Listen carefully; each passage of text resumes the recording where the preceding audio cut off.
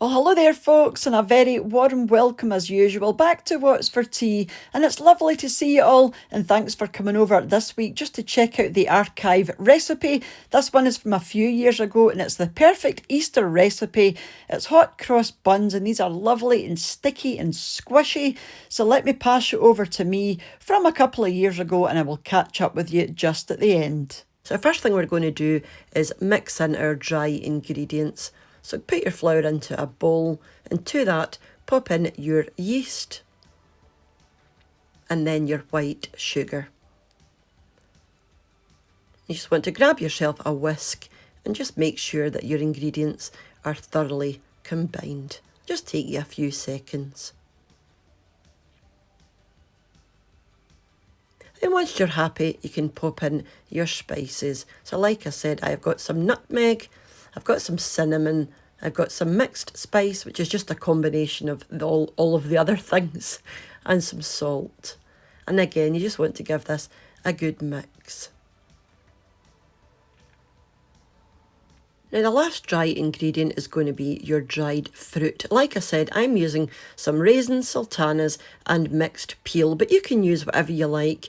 But I certainly would not skip on the mixed peel. You know, that's going to give you your proper hot cross bun flavour and texture, so I would always add that if I were you.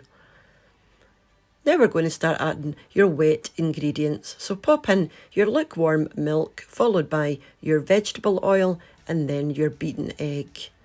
You can do this with a stand mixer if you have one. I'm just going to follow John's recipe, and he used the handle of a wooden spoon, so that's exactly what I'm going to do. I do have a stand mix, but I do appreciate not everybody does, so you might want to end up doing it this way. So once it's thoroughly mixed in, you just want to cover this and leave it for 50 minutes in a warm place for the first rise. This is the tin that I'm going to be using. And after 50 minutes, your mixture should have doubled. It'll be full of gas and air by now. So turn it out onto a floured surface. You want this well floured because this is going to be very sticky. And you just want to give this a few turns and a bit of a knock around just to get the gas that's built up in your dough out of there. Really easy. This was actually quite therapeutic. I could have done this for a wee while. And once you're happy, you should have something that looks like this. Now you just want to weigh your dough and then divide it equally into, it just depends how many buns you want. I wanted 9 because these are actually going round to a local care home. A friend of mine who's a nurse is going to take these in for the night shift, and there are 9 of them. So I wanted 9 large buns, and I had just under 900 grams of mixture. So my buns were around about 100 grams each. Now once you've rolled out your balls, you just want to put them into a well-oiled tin. Again, you're just going to pop this back to the same warm space as before.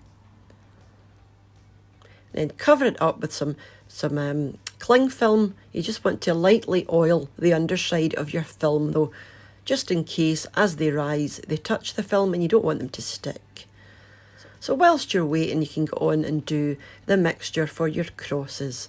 So that's your plain flour and your icing sugar and 100 ml of water. Now you just want to mix this until it's smooth.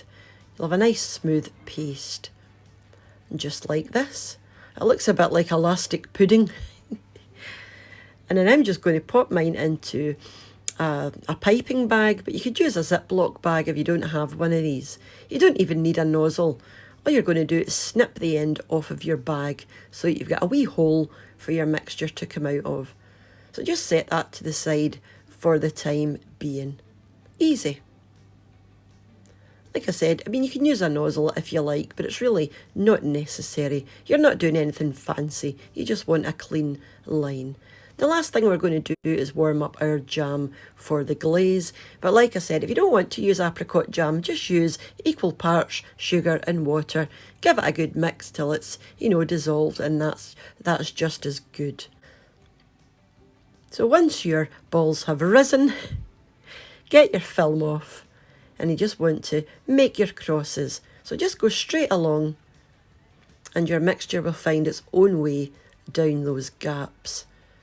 Now I wanted mine touching because I like the kind of appearance of the tear and share type buns and bread.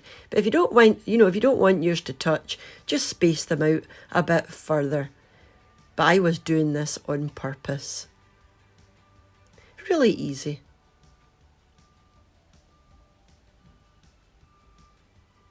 So once you're happy with your shapes, now's the time to get them into the oven, and there are your temperatures there for between 20 and 25 minutes. You want them nice and brown on the top.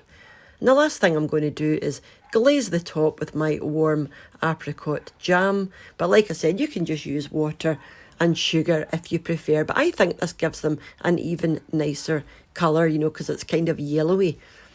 And you want to let these set for about half an hour and they'll go lovely and sticky.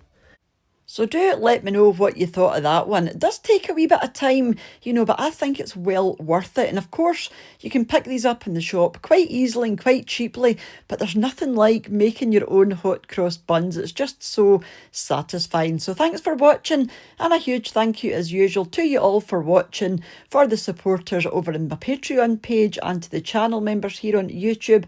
For anyone who has shared my videos, thumbs up the videos, left a lovely comment, bought me a coffee using the Buy Me a Coffee link, or left me a super thanks donation. It's all very much appreciated, and I will catch up with you during the week for another wee video or 3 back here on What's for Tea. So until I see you next, mind to take care of yourselves, and I'll see you off soon. Bye now.